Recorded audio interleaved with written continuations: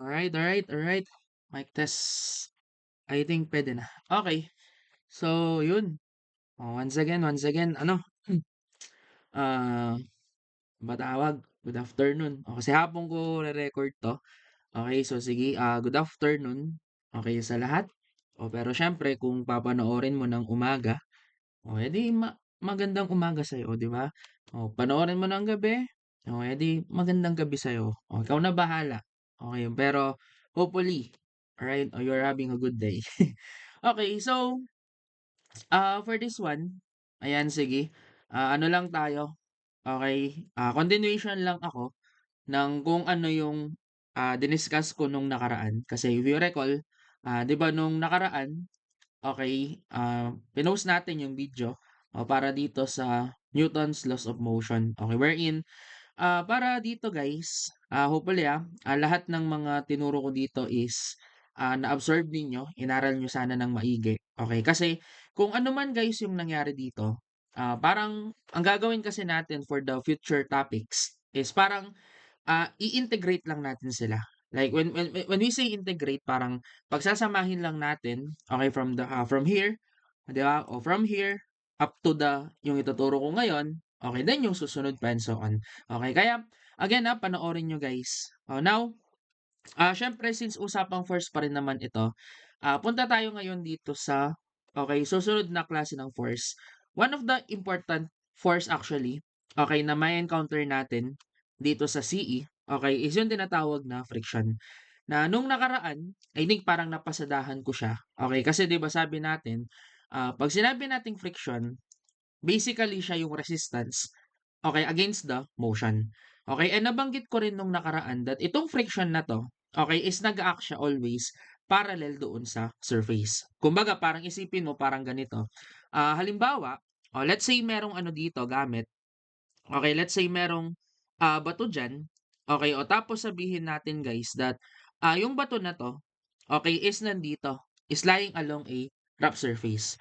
Okay, tapos guys halimbawa kung ang gagawin natin is let's say, kung eto ka, okay, tapos ang gagawin mo is that, ita-try mo itulak, 'di ba itong bato na 'to, kunwari itutulak mo siya guys, in a way na papunta ka sa direction na left. Okay, 'di ba ang magiging tendency ngayon is that habang tinutulak mo 'to, guys hindi naman kasi siya madaling ano, 'di ba? Lalo na halimbawa kung medyo mabigat yung object na 'to, hindi naman kasi siya madaling, okay, ipa-move talaga. Okay, lalo na halimbawa kung ang surface mo dito is considered rough, okay, so meaning to say meron siyang resistance na ibibigay, okay, mas mahirap siyang itulak to the left. Okay, for the reason kasi na merong kokontra sa'yo. Okay, now tandaan mo guys, okay, kung ano man yung force na nade-develop, okay, between yung object mo as well as this surface, which is again, always acting opposite ng direction mo. Kasi kung ang motion mo is to the left, okay, na mag-act ngayon to the right kasi nga opposite ng direction ng motion, guys, yan ngayon yung tinatawag nating friction. Okay? Now, same thing, halimbawa, o pwede rin mangyari, let's say, okay, kung meron kang ano, inclined surface, tapos siguro ang gawin mo, let's say, meron ka pa ring object, tapos assuming itutulak natin siya pababa. Now guys, siyempre 'pag ganito, 'di ba kung ang direction nito is pababa, so ngayon 'pag tinanong ka paano yung friction, ganito siya. Again, acting between, okay, the object itself and the surface. Okay, gawa ka lang ng force, which is opposite ng motion, and again, ito na yung magiging friction natin. Okay, ganun po siya. Alright, ngayon ang sabi rito, the maximum value of the friction force is proportional to the coefficient of friction and to the normal force acting on the object. Now, yung sinasabi niyang to, guys, merong formula, okay, and ito siya. Ang sabi, okay, friction F, okay, is equal to, or the frictional force F is equal to the coefficient of friction, which is called mu, okay, tawag natin dito, basa natin is mu, okay, then multiplied by the normal force. Okay, pero guys tatandaan, okay, medyo maging maingat tayo. Okay, kasi yung iba iniisip nila, pag usapang friction, always ito ang formulang ginagamit. Okay, pero guys unahan ko na, common misconception yun. Bakit? Okay, kasi tatandaan nyo, okay, that friction is a resistance. And nagma-matter itong statement na 'to, okay, that friction is a resistance. Bakit? Kasi guys, 'pag sinabi nating resistance, okay, 'di ba ang idea niyan is lalabanan mo lang kung ano yung in-apply sa'yo, 'di ba? Parang ano, parang same sa pader yan guys. So, halimbawa, 'di ba parang same dito, halimbawa, let's say kung merong wall dito, 'di ba na-example natin ito ng nakaraan, o tapos i-try mong suntukin guys, o itong pader na 'to. Okay, 'di ba 'pag kung anong force ang in-apply mo, okay, using sabi nga natin Newton's third law of motion, kung ano yung in-apply mo sa kanya, basically yun yung ano ibabalik niya sa'yo. Okay, kasi of course, since sinuntok mo 'to, guys, magre-resist 'yan. Okay, now again sinasabi ko 'yan for the reason that friction is a resistance. Okay, and that is why ang mangyari dito tandaan niyo is that yung value ng frictional force hindi po siya constant. Okay, hindi porket makita mo yung formulang 'to, matic 'yan na yung friction. Although yeah, may cases na ito siya, pero again, since friction is a resistance, possible magbago ang value niya. Okay, lalo na 'di ba 'pag nag-apply ka ng force, okay, 'pag kinuha mo yung resistance kung pasok pa rin naman siya, okay, yun yung ano magiging value ni friction. Okay, kaya nga 'di ba pansin niyo, okay, ano yung term na ginamit dito? Okay, dun sa pag-explain sa formula. Sabi niya, the maximum value, okay, ng friction force is ganito, ganyan. Ang word na ginamit, maximum value, meaning to say, yan yung pinaka mataas na value na pwede nating makita, okay, pero pwede kang bumaba kasi nga maximum yung term na ginamit. Okay, now I believe mamaya sa mga sample problems makikita natin yan. Okay, pero hopefully huwag nyo yung kakalimutan guys. Alright? Then ito sabi pa niya, the coefficient of friction, okay, is a pure number without physical unit. In short, okay, numero lang talaga, constant number lang siya. Okay, and it varies with the type of surface that are in contact with each other. Tandaan nyo guys yung value ng coefficient of friction mu, okay, although numero siya, pero hindi po constant yun. I mean, constant siya, okay, kasi numero, pero hindi siya constant na same yung value all throughout. Okay? Kasi baka mawindang yung iba. Ano siya? Okay, coefficient of friction, nagbabago siya, depende, okay, sa surface na meron ka. Kasi halimbawa, isipin nyo parang the more na nagiging smooth yung surface, lumiliit ang value niya. Okay? So now, sabi the force to overcome friction, okay, when the object is initially at rest, okay, is greater than when the object is moving. Which is tama nga naman. Okay, kasi guys, mas mahirap magpagalaw ng bagay, okay, pag galing siya at rest, 'di ba? O isipin mo na lang siguro, o sasakyan, ang bigat, 'di ba? O try mo itulak. Let's say, kung yung sasakyan is at rest lang siya. O sige, ikaw mag-isa itulak mo. Okay? Sigurado mahirapan ka. Pero halimbawa, let's say, kung gumagalaw na kahit papano, kahit slow lang yung sasakyan, try mo itulak, guys. 'Di ba? Mas madali. 'Di ba? Kaya mo nga parang, isip mo nga parang sobrang lakas mo eh. 'Di ba? Kasi kaya mo siya matulak kung gumagalaw. So, yun. Tama yun, yung statement na yun. Okay? Now, with that, since ito guys, tandaan nyo, pag coefficient of friction kasi, okay, meron tayong dalawang klase. Okay? Meron tayong tinatawag, alright, na coefficient of static friction. Okay, tinawag na static for the reason na ginagamit 'to if the object is at rest. And also, we have yung tinatawag na coefficient of kinetic friction, and tinawag na kinetic 'to, okay, kasi gumagalaw na ang object. Ngayon halimbawa 'pag tinanong ka, sino ang mas malaki between the two? Okay guys, ang sagot do'n, mas malaki yung coefficient of static friction. Kasi nga again, alright, mas mahirap magtulak ng bagay, magpagalaw ng bagay if galing siya kay at rest, okay, kaysa do'n sa gumagalaw na siya. That's why mas malaki yung value nito. Alright? Now again, guys, please be familiar, okay, diyan sa mga terminologies na ginagamit ko. Okay, ngayon I think puwede na siguro 'yan. Okay, kasi ito na, alright? Para kasi talagang magets natin, alright, yung problem na 'to, okay, ang the best kasi talaga diyan, okay, solve tayo ng mga problems. Kasi guys, okay, yung formula sabi ko nga, ayan yung madalas ginagamit. Pero the way kung paano siya sino-solve kasi, depende sa senaryo. Kaya try natin ito. Alright, situation number 16 to 20. Okay, kasi if you recall, yung huli natin nung nakaraan is ano ito, 14 to 15. Okay, this time we have 16 to 20. Okay, and ang sabi niya, 10 kilogram, okay, box rests on a horizontal floor. So the coefficient of static friction is 0.4 and the coefficient of kinetic friction is 0.3. O, tinatanong niya, determine the force of friction acting on the box if a horizontal force applied is exerted if a horizontal applied force is exerted on it of magnitude, then pinalitan lang niya. Okay, now to solve this problem, okay, obviously speaking guys, ang first step sabi ko nga, katulad nung nakaraan, kailangan ma-drawing mo, okay, yung sinasabi. Okay, now halimbawa, ito na. So, naglagay na ako ng box dito. Okay, then 'di ba sabi niya, itong box na 'to, okay, is resting on a horizontal floor.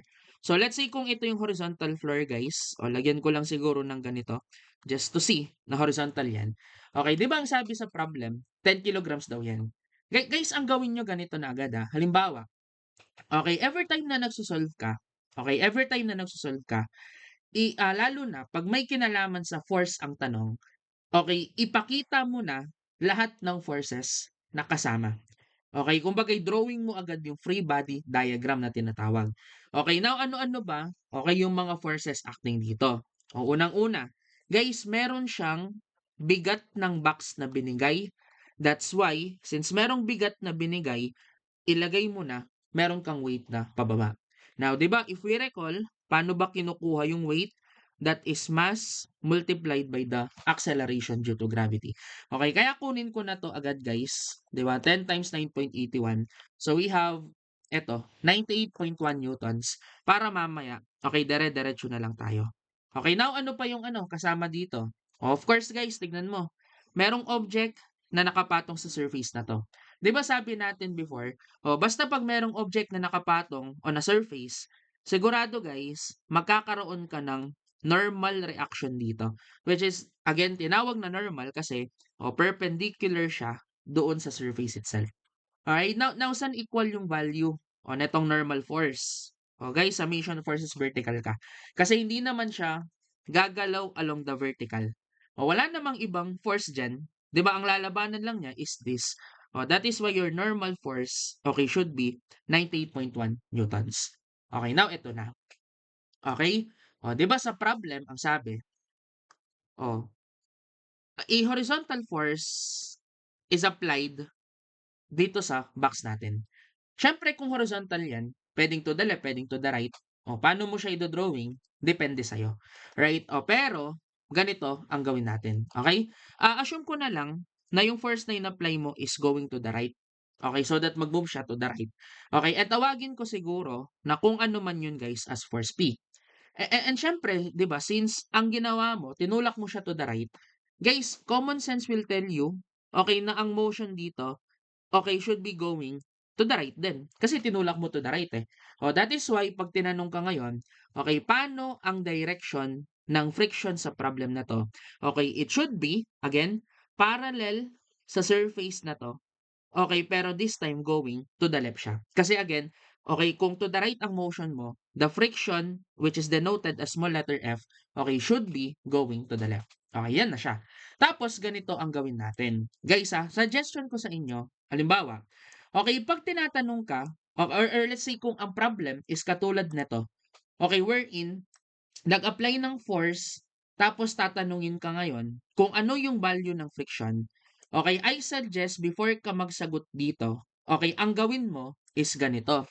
Alright, una, okay, isolve mo muna ano ba yung magiging maximum possible value, okay, of the frictional force. Okay, kunin mo yon. Ano yung maximum possible value, okay, of the frictional force. Now, paano mo siya kukunin? Guys, eto lang yon. Okay, tawagin kong Fs max siguro. Okay, kasi normally, okay, yung maximum value ng friction, eto kasi siya yung Fs max. And para makuha mo to, guys, ang formula, di ba, mu n sabi natin kanina sa friction. Okay, eto lang siya. Maximum value, kunin mo yung mu s, okay, the coefficient of static friction, multiplied by the normal force. Tandaan nyo guys ha, laging ito yung maximum possible value of the frictional force. Okay? Ngayon kung gagawin natin yon, kasi kompleto naman, 'di ba 0.40 yung mu, tapos ang normal force, 'di ba alam natin is 98.1. Okay, solve natin ano yung value nito. Okay, kasi 0.4 times 98.1. As we can see, ang ibibigay niya, okay, this is 39, okay, 0.24 newtons. Okay, ngayon syempre, sabihin ko para saan at kinuha natin ito. Okay, guys, tandaan nyo to. Okay? 'Di ba since this one is the maximum value of friction, kumbaga puwede mo isipin na 'yan yung pinakamalaking resistance na puwedeng ibigay nitong surface na 'to, okey? 'Yan yung pinakamalaking kaya niyang ibigay. O tapos ang idea kasi ngayon diyan is ito, okey? Halimbawa guys mamaya, 'pag nag-solve tayo, okey, ng mga problems dito, okey, kailangan tignan mo kasi kung lumagpas ka na ba or hindi, okey, dito sa value na 'to. Bakit?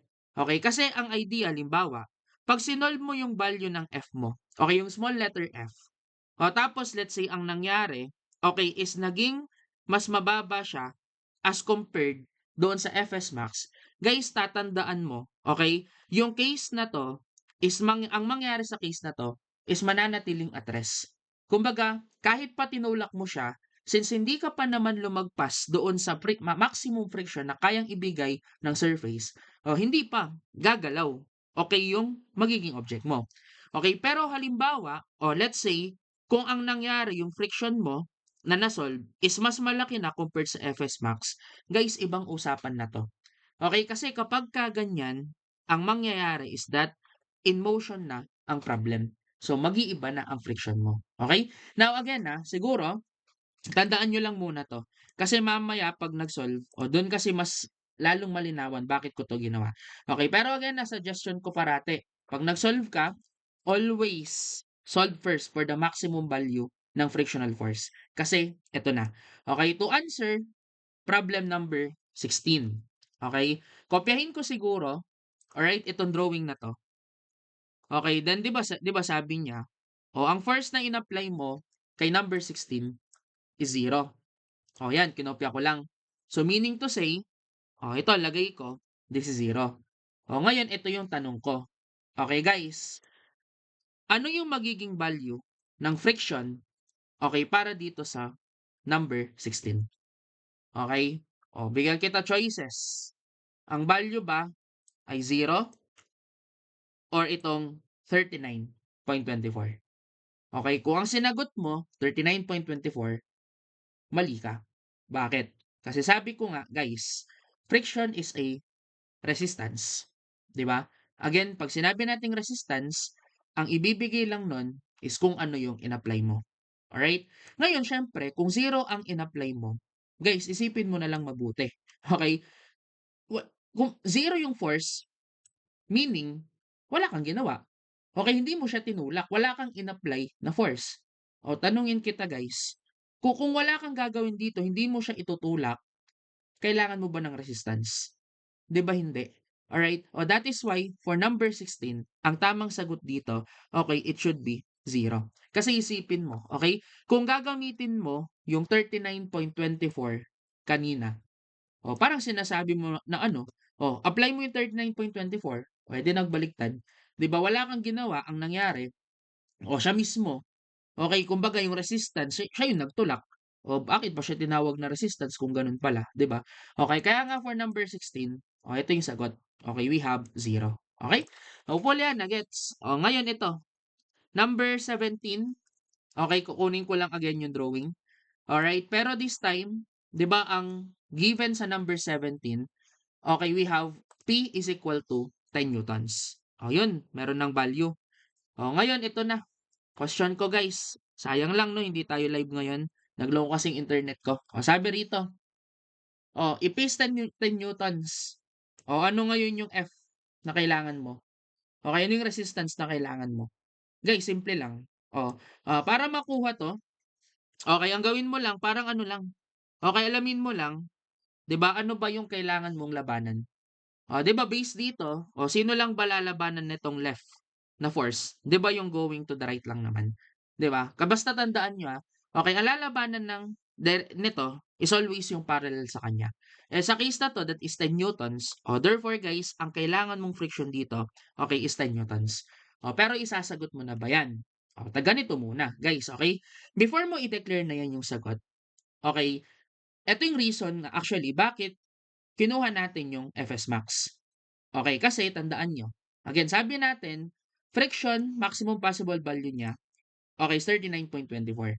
Ang term na ginamit maximum, meaning to say, okay, siya yung pinakamataas. Okay, pwede ka bumaba sa kanya, huwag ka lang lalagpas.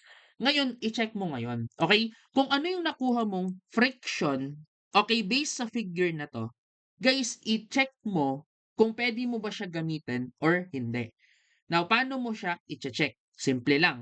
Kung ang nakuha mo is mas mababa kumpara kay Fs max, okay, sa case na 'to, ayan, since the value of F is less than Fs max, meaning hindi ka naman lumagpas, therefore, okay 'to. Alright, kaya nga ang sagot dito sa number 17, okay, is eto na. We have 10 newtons. Kasi bakit? Kasi meaning lang nito, since hindi ka pa naman lumagpas kay Fs max, mananatiling stationary yan. Hindi pa siya gagalaw. That's why, kung ano lang ang in-apply mo, siya pa rin, okay, yung ibibigay niya. Okay, ganun po siya. Alright? Ngayon ito, number 18, okay, ito, tingnan natin ang binigay na value for number 18, okay, yung first P sabi niya, is 20 newtons naman daw. Therefore guys, alams na, I think, okay, medyo nagigets nyo na kahit papano to. 'Di ba isipin mo, mag-apply ka ng 20 newtons. Again, ang Fs max natin na nakuha guys kanina, 39.24. 'Di ba as we can see, mas mababa pa rin yung kailangan mo labanan. Therefore, eto na yon. For number 18, okay, 20 newtons is the answer. Alright? Sige, next. Number 19. Okay, so for number 19, 38 newtons naman. Ang binigay niya. Ngayon ito, tignan natin. Ano mangyari dito, guys? 'Di ba? For number 19, P is 38 newtons. Ngayon, pag tinignan, guys. Again, check mo na lang. Okay, gagalaw na ba ito or hindi? Paano mo ma-check 'yon? Kunin mo, ano yung value ng F na kailangan? 'Di ba? As we can see dito, since 38 newtons ang in-apply mo, okay, so ang friction na kailangan mo is 38 newtons to resist. Ngayon 'pag tinignan, 38 newtons is still mas mababa kay 39.24. Okay, therefore guys, pwede na 'to. Yan na yung sagot, 'di ba, sa number 19. Okay? Sana nage-gets na. Then ito finally, for this situation, number 20. Okay, I think ang value ng P, okay, ginawa na siyang 40 newtons. Okay, ngayon siyempre ito, 'di ba? Kung ito yung figure natin, tapos 'di ba 'pag tinignan, yan siguro lagay ko sa gitna. Okay? 'Di ba since force P is equal to 40 newtons, magkano ngayon yung friction na kailangan mo for this one? Ayan, ano dapat ang value, 'di ba, netong friction F na kailangan mo to resist yung 40. Alright, now again, supposedly, guys, ang friction mo dapat dito is 40 newtons. 'Di ba? Yan yung magiging resistance. Kaso ito yung problema. Okay? Nung kinuha mo yung value ni F, okay, nitong F na 'to, ang nangyari this time, mas malaki na siya kumpara doon sa Fs max na na-solve natin. Di ano ngayon ang mangyari dito? Actually ito na. Okay, since mas malaki na ang friction na kailangan as compared sa maximum, guys, tatandaan mo, katulad ng sabi ko kanina, ito na yung case na in motion na siya. Kasi kumbaga, since, again, 39.24, yun lang yung max na pwedeng ibigay ng surface. Okay? Yun lang yung max na pwede niyang ibigay. Okay? Ngayon, since lumagpas ka doon, meaning hindi na niya kaya, di gagalaw na talaga siya. Kaya in motion na 'to. Okay, kaya nga ito na ang tanong. Kung in motion 'yan, ano ngayon yung magiging sagot for the friction? Okay guys tandaan mo 'to. Okay, 'di ba sabi natin kanina, okay, kapagka yung object mo is in motion na, 'di ba? Ang magiging coefficient of friction natin is mu k. Or yan, mu k is the coefficient of kinetic friction. Kasi in motion means kinetic na, 'di ba? Alright, kaya nga pagdating dito tandaan mo, okay, kapagka ang problem is in motion na, okay, ang friction natin dito, okay, regardless kahit ano pa yung value ng P, is automatic guys, magiging equal na dito. O kaya basta gumagalaw na siya, always ito na. Alright, that is why, guys, ito. Ano yung value ng mu k? Value ng mu k natin, binigay as 0.3. Kunin mo yun, di ba? We have 0.3, okay, times the normal force na 98.1. Okay, ngayon, pagka in-evaluate natin ito, okay, friction for number 20, okay, is equal to, ayan, 29.43 newtons. Now guys, actually ito na yung sagot. Okay, for our problem number 20. Okay, kumbaga, yung formulang mu n, 'di ba? Igagamitin mo pala siya or de-declare mo na siya na yung sagot. Kapag ka ano in motion ka. Okay? So ito na for our number 20. Okay? So hopefully guys sana na-gets. Basta ganyan lang parati. Okay, wag mo lang kalimutan. Basta in motion, laging ito na. Okay, yung friction na gagamitin natin. Alright? Sige, ano na lang siguro. Basta, if ever man guys tanong na lang kayo kung sakali. Kung meron kayo gusto ipa-clarify. Alright? Ngayon ito. Sige, next problem na ako. Sabi dito guys, a hockey puck, okay, of mass 0.5 kilogram, traveling at 10 meters per second on a horizontal surface, okay, slows to 2 meters per second over a distance of 80 meters. Kumbaga again, guys, pag sinabing hockey puck, ano yan kung naglalaro ka ng hockey, okay, now di ko sure kung familiar kayo or kung na-try nyo na yon. Kaso sa Pilipinas kasi ito medyo rare, okay, laruin yung hockey. Bakit? Kasi nilalaro 'to, sa mga nagyayelong bansa. Sa Pilipinas kasi 'di ba, 'di naman nagyayelo dito. Kaya more likely yung iba, okay, baka hindi pa nila na-try 'to. Pero sa'min kasi guys, okay, nagyayelo, yung bansa ko nagyayelo. Kaya ayan, lagi akong naglalaro ganyan, okey. Pero anyway, ano lang, hockey puck means ano lang, yung hockey kasi parang hindi siya golf guys, okey, hindi siya golf. Siguro pakita ko na lang. Anyway may ano naman pala 'no, ayan, ipakita ko 'yun. Ayan ito. Kasi ano 'yun, teka, ito I think puwede na siguro 'to. Yan, ito para at least alam ng iba, okey? Ito yung hockey, okey, yung larong yan, I think nakita niyo na 'to. So yung hockey puck na tinutukoy niya, okey, ito yan guys, kung ano yung pinapalo, okey, yun lang siya. Alright ngayon, okey, so much for that. Drawing ko again, yung sinabi. Kasi again, yan yung solution, Okey, kailangan mo siya i-drawing, okey, to solve yung tinatanong niya. Alright, ganito lang, sabihin ko kunwari ito yung horizontal surface, alright? Tapos ang nangyari dito, okey, is ito daw. Okey, let's say ito yung hockey puck, 'di ba? Okey, tapos ang mass niya is 0.5 kilogram. Okey, pero ang sabi sa'tin initially, guys, ang sabi sa'tin initially, okey, it travels 10 meters per second, okey, horizontally. Yan yung initial velocity niya.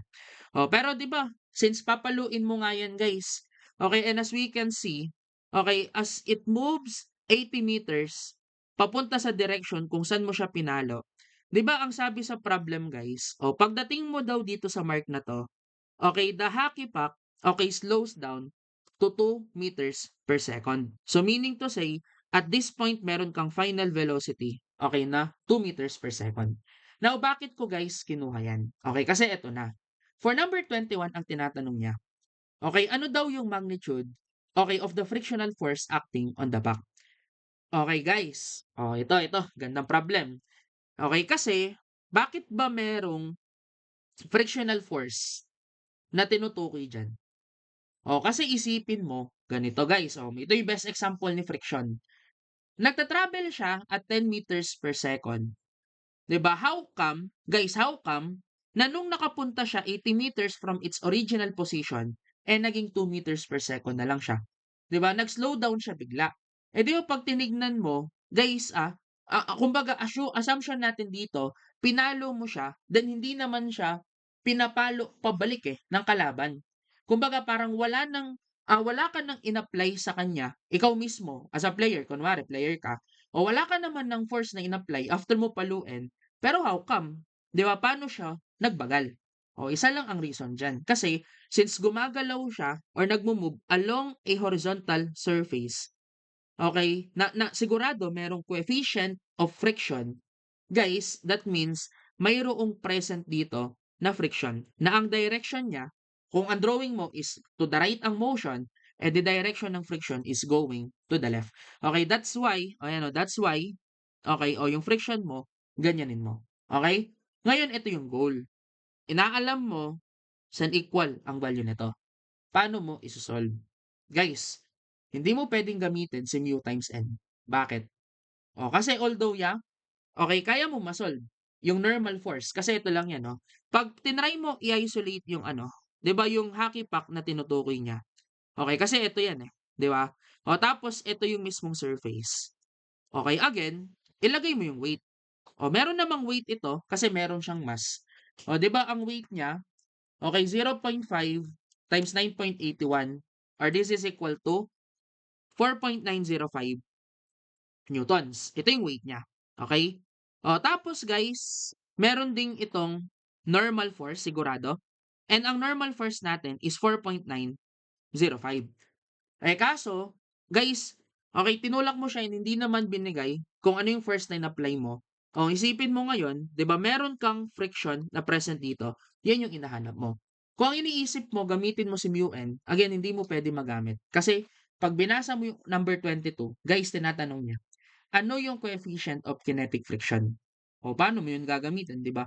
Kung okay, paano mo gagamitin ang formula? O, 'di ba kung hinahanap pala siya? Okay, kaya nga ito na. To solve this problem, sabi ko nga, guys, yung physics, okay, kailangan 'pag inaral mo si physics, from the start, yung pinakaunang topic, up to the present and discuss, kailangan 'wag mo kakalimutan. Kasi lahat ng 'yan tatandaan mo, konektado sa isa't isa. Okay, kasi ito, okay, nagbigay siya ng dalawang velocities, initial and final. Nagbigay siya ng displacement na 80 meters. Guys, for this problem, actually, to solve number 21, okay, ang kailangan mo munang gawin dito is isolve ano ba yung value ng ating acceleration. Okay? Kunin mo muna yung acceleration. Now, paano mo yun kukunin? O, gamit yung formulang Vf squared equals Vo squared plus 2as. Okay? O, lagay ko. O, 2 squared equals 10 squared, o plus 2 times A, 'di ba, times 80. Ngayon, isolve mo 'to. Okay, ano yung value ng acceleration A? Nakunin ko siya, aanuhin ko na lang siguro, irekta ko na lang dito, guys. Okay, ang makukuha natin, well, this is negative, which is tama lang.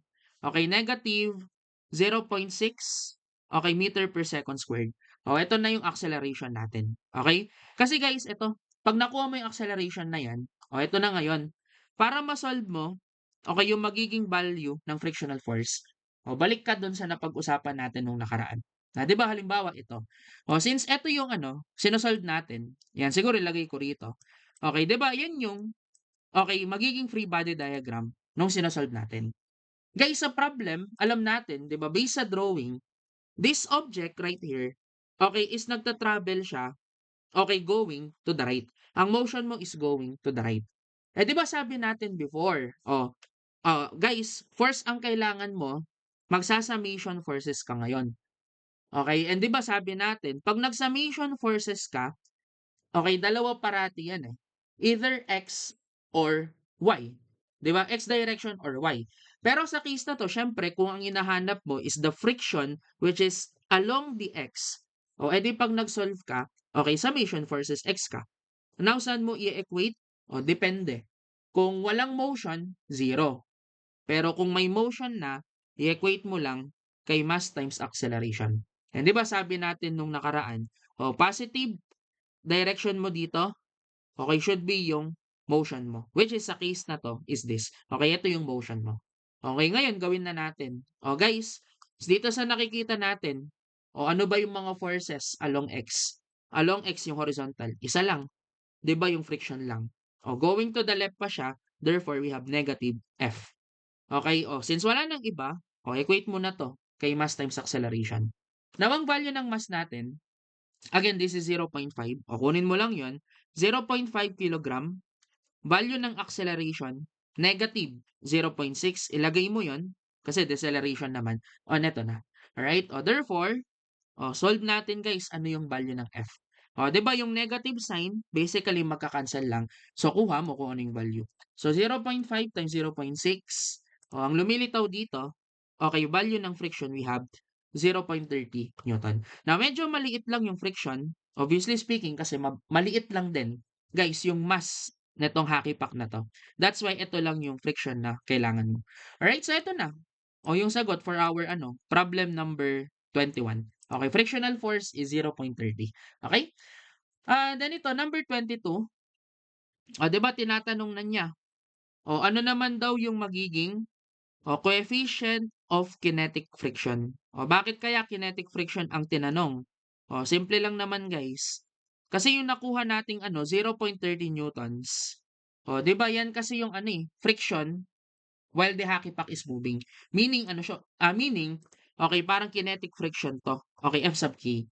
Eto na. To solve for this one, alam natin Fk is equal to mu times the normal force.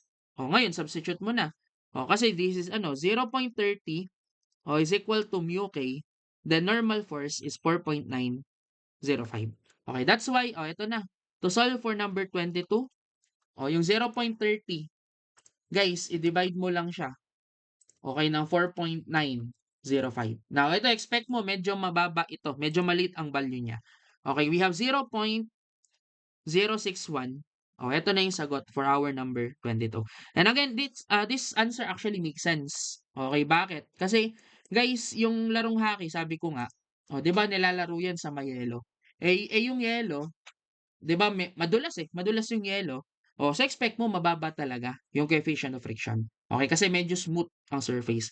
Kaya ano lang, okay, yung nakuha nating sagot actually makes sense. Okay, for the scenario na binigay. Okay, so ito na for our number 22. Alright, and finally, actually ito, okay, sa topic na friction, tatlong situations lang naman tayo. Okay, and I think more than enough naman na ito. Okay, so ito last situation for this topic. Sabi niya, two boxes A and B are connected by a lightweight cord and are resting on a smooth, 'di ba, frictionless table. Okay, meaning wala ka talagang friction na i-consider. Sabi niya, the boxes have masses of 12 kilograms and 10 kilograms. A horizontal force of 40 Newton is applied, okay, to the 10 kilogram box. And ang tinatanong niya, number 23, find the acceleration of each box. Number 24, ano yung tension doon sa cord connecting the boxes? Alright, ngayon, ito, siguro i-solve natin guys ito. Okay, kasi ito yan eh. For number 23, madali siya actually masagot. Bakit? Okay, kasi guys, sa number 23, okay, di ba tinatanong lang niya, acceleration. So meaning to say, okay, yung figure na binigay sa atin which is ito, okay, this shows na pagka in-apply mo pala yung 40 newtons, gagalaw. Okay, itong object A. Kasi dyan mo siya in-apply eh. Pero ito, tanungin kita. Di ba? Since yung box A and ang box B na to are connected, okay, using this rope or using this cord, di guys, di ba, common sense will tell you na assuming na masyadong malakas ito, di pag gumalaw to the right yung box A, sigurado gagalaw din yung box B to the right. Okay, and syempre, since sila lang naman dalawa ang magkasama, then isang diretsong linya lang ito, guys, sigurado yan. Kung ano yung acceleration ni A, siya na rin ang acceleration ni B. Na paano mo siya ngayon i-solve? Guys, ganito lang. 'Di ba?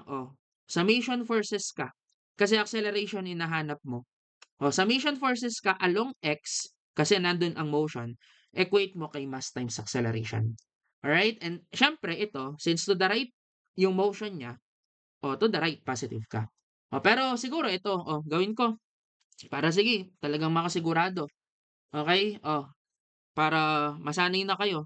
Though wala siyang gamit sa problem, pero siguro pakita ko, yung mga weight dito. Para lang kumpleto. Okay, pero again wala siyang sense dito. Alright? Lalagay ko lang. Ito ang weight niya, 'di ba 117.72? Sana nage-gets niyo na 'to, Okay, tapos yung 10, ah, 'di ba we have 98.1, okay, newtons. Tapos siyempre meron ding normal force dito. Where in normal force, okay, ito tawagin kong NB muna. Ito tawagin kong NA muna. Okay, although mamaya ko na lang siguro ilagay ito.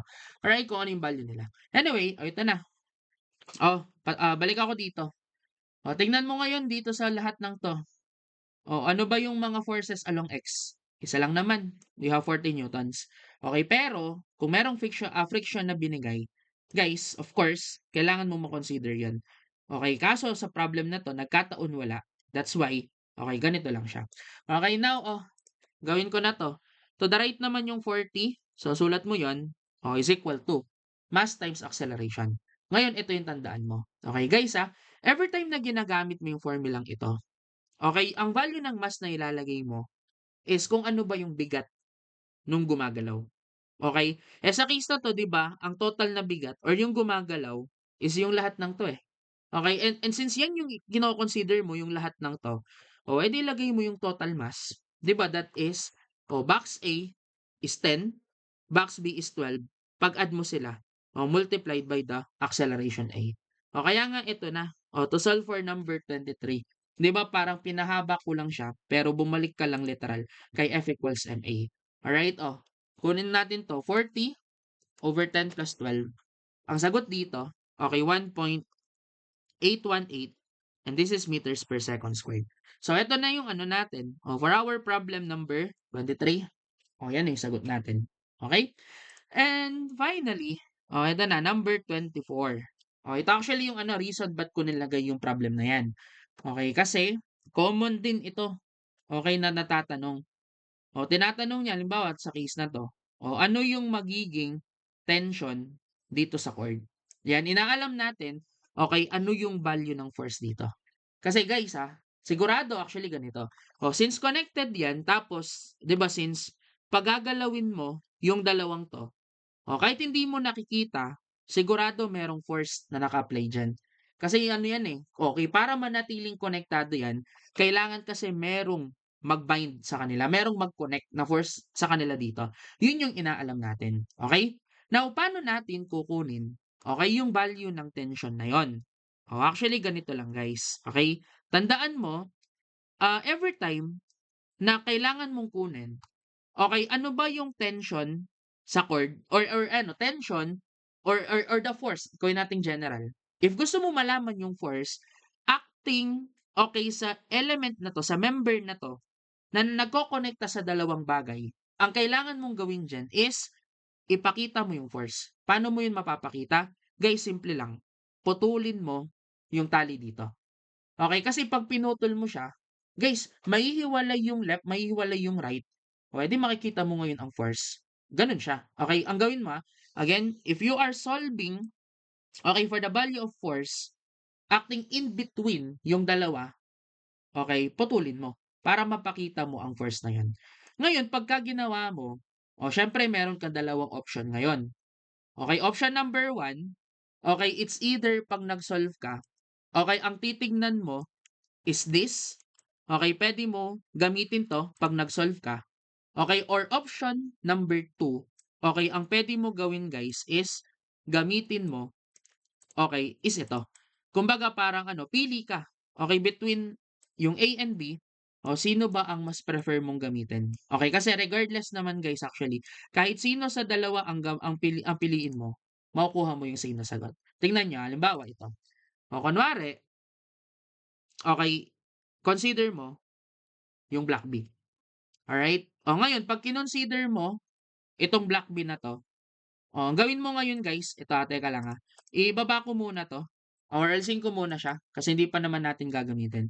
Okay, 'pag kinonsider mo yung block B, ito ngayon yung mangyari diyan guys. Okay, pakita mo yung tension na sinasabi niya. O, ito yung tension. 'Di ba ito yung ano, eh, ito yung cable or yung cord na kinat mo kanina. And since kinat mo na siya, sabi ko nga, mapapalabas mo na yung tension T na hinahanap mo. Right? O, tapos para ma-solve mo yung tension T na 'to, guys, babalik ka lang, okay, dun sa ginagawa natin kanina. Okay, wherein, para ma-solve mo 'yan, mag-summation forces ka along X. Saan mo siya i-equate? Guys, 'di ba 'pag yung doon sa original system, 'di ba yung buong system na 'to is gumagalaw to the right? 'Di ba gumagalaw siya? Therefore, okay, since gumagalaw siya, equate mo kay mass times acceleration. Then positive to the right ka kasi yun yung motion mo. Okay? O ngayon, pag tinignan mo, halimbawa, block B. Okay, tignan mo 'to. Tension T is going to the right. So, we have T dito. O, equate mo, since wala naman ng iba kasi, equate mo na kay mass times acceleration. Ngayon, syempre, since ang kino-consider mo lang, sa pag-solve dito is block B, and siya lang yung gagalaw doon sa sinosolve mo, edi ito na yan, yung mass na gagamitin mo ngayon, purely 12 lang. Okay? Then, yung acceleration natin, of course, yan yung na-solve natin, which is 1.818. Okay, eto na siya. That's why ito, guys, pagka kinompute nyo, 'di ba 12 times 1.818. Pagka sinolve mo 'to, this is 21, okay, 0.816 newtons. Eto ngayon yung sagot. Okay, for our number, 24. So, ganun lang siya, kadali. 'Di ba? Yan is ano, kung ang kinonsider mo, block B. Pero sige ngayon ito. Paano naman halimbawa, sir, what if gusto ko gamitin, okay, is block A. Puwede ba yon? Actually, puwede. Okay, and sabi ko nga kanina, regardless kahit sino gamitin mo, okay, you will still get the same answer. Of course, as long as tama, okay, yung ginagawa mo. Okay, kung walang error sa nangyari. Okay, kasi ito naman 'yan. 'Di ba? Kung block A ko-consider mo, 'di ba ito yung tali, okay, ito yung nakat. And yung tension dito, guys, sigurado magiging paganyan yung direksyon niya. Kasi sabi ko nga, tension is always away, 'di ba? Mula doon sa object. Kaya nga ang direction niya is ito. Okay, ngayon, halimbawa, gamitin ko 'yan, block A. Sige, pagka tinry natin, okay, isolve yung problem considering block A. Same approach lang actually. Magsa-summation forces ka pa rin along horizontal. Okay, then MA ka pa rin kasi gumagalaw pa rin, eh. Okay, then katulad kanina, since to the right naman ang motion, positive to the right tayo. Pero the difference is this. Okay, since itong block A ang kinonsider mo, alright guys, ang forces mo ngayon along X dalawa. Kasi 'di ba, nakikita mo yung 14 newtons dito, ang nag-a-act siya going to the right, ilagay mo 40, 'di ba? Tapos merong tension dito to the left, okay, edi minus T ka. Then since wala nang iba, equate mo na kay mass times acceleration. Ngayon, siyempre, since block A kino-consider mo, ito yung gagalaw, edi 10 lang guys, ilagay mo ngayon. Then the acceleration, yun pa rin kanina, 1.818. Tapos, eto na. Guys, compute na natin ano yung tension. Okay, kasi ang goal, or dito, ang expected na sagot natin, it should be, same dun sa nakuha natin, 21.816. Ngayon ito, kunin ko siya. 40 minus 10 times 1.818. Diretso ko na. Okay? And ito, pag tinignan, ang lumalabas dito, we have 21.82 newtons. Okay, guys? Di ba? So, you can see, parehas lang yung nasolve natin. Okay, kaya nga, halimbawa, pag naka-encounter ka ng ganitong tanong, it is up to you. Di ba? Sino ba ang gagamitin mo? Kasi again, regardless, kahit sino, makukuha mo pa rin yung same na sagot. Now, syempre ito, baka may magtanong, sir, yung kanina 816, ito 82. Bakit may discrepancy? May discrepancy kasi na-ground off ka kay acceleration. Pero try mo siguro gawin, halimbawa, di ba? Kasi acceleration kanina is 81 na marami. Yan. Okay, pag kinuha mo yung buo, okay yan. Pag kinuha mo yung buo, ito yung lilitaw na value. Di ba? 21.818. Ngayon, halimbawa, gawin ko yun dun sa isa. Di ba parehas lang sila. Kumbaga again, yung discrepancy sa sagot, nakuha mo lang kasi na-ground off ka kay acceleration. Pero, parehas pa rin naman, 'di ba? Okay. Kaya nga actually ito na, for hour number 24.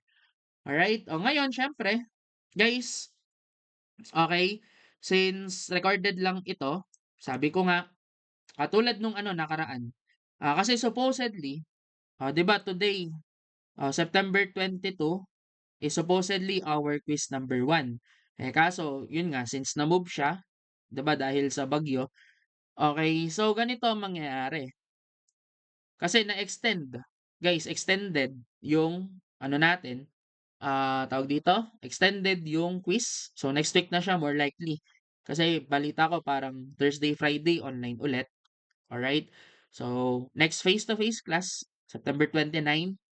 Okay, yun yung quiz natin. Now, syempre, since na-extend yung date, ay extend ko na yung coverage. Kasi, sa bagay, okay, kasi yung topic na to, yung nakaraan, again, sabi ko nga, related siya sa topic na to. Okay, kaya ang magiging coverage na, okay, bagong coverage ng quiz natin is eto na, okay, plus itong friction. Okay, kasi yung dalawang yan, dapat talaga wag sila maghiwalay. Okay, kasi lahat ng yan may kinalaman sa force. Okay? Pero syempre ganito. Okay, ang gagawin ko guys i-upload ko 'to, yung friction na 'to. Okay, and kasama ng friction, meron din akong i-upload na additional videos pa. Okay, now yung additional videos na yun, yun naman na actually yung next topic natin. Okay, para hindi ko na siya i-discuss ng face to face. Kasi meron na akong mga recorded videos about them. Okay, ayusin ko lang, siguro pagsama-samahin ko lang sila. Alright, so that maano natin, para mabilis ang pacing natin. Okay? So anyway, yun. If may tanong kayo, 'wag na lang siguro kayo guys mahiyang mag-approach. Okay, you can always ask me diyan sa MS Teams. Pero nagre-reply ako actually 'pag oras ng ano, class hours or 'pag akad prep gano'n. Pero 'pag nag-chat ka ng gabi, chances are baka 'di na kita replyan. Okay? Pero 'yun. So hopefully, may napulot sana kayo, okay, regarding this topic, which is again very important not only dahil kailangan mo pumasa sa subject na 'to, pero para sa course natin in general sa CE. Kasi magagamit mo 'to, okay, hindi lang ngayon. Okay, magagamit mo 'yan in the future, okay? So sige, thank you so much.